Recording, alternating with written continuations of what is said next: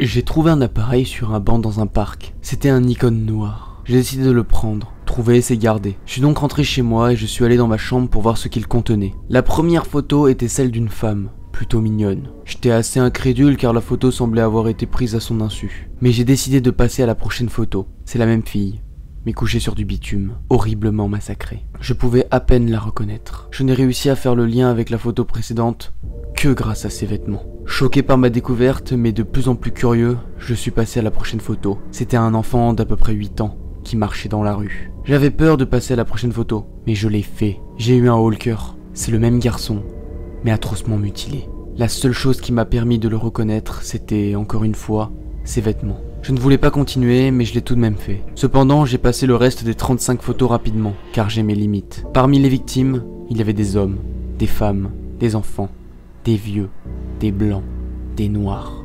Il y avait toujours une photo de ces personnes avant leur assassinat. Cet appareil ne contenait que de la bouillie sanglante, une véritable charcuterie. Il ne me restait plus qu'une photo à voir. Mon cœur a arrêté de battre. C'était mon petit frère. C'était mon petit frère marchant vers la maison de son ami, quelques heures plus tôt. Il m'avait dit hier qu'il allait dormir chez son ami Louis. C'est là que j'ai remarqué que le nombre de photos était impair. J'ai commencé à paniquer. Je devais le prévenir immédiatement. C'est à ce moment que j'ai entendu mon grand frère rentrer et monter les marches. J'ai posé l'appareil et il est entré. Il m'a dit d'une voix tremblante: Je sors, mais t'aurais pas vu un appareil photo Nikon noir en rentrant par hasard?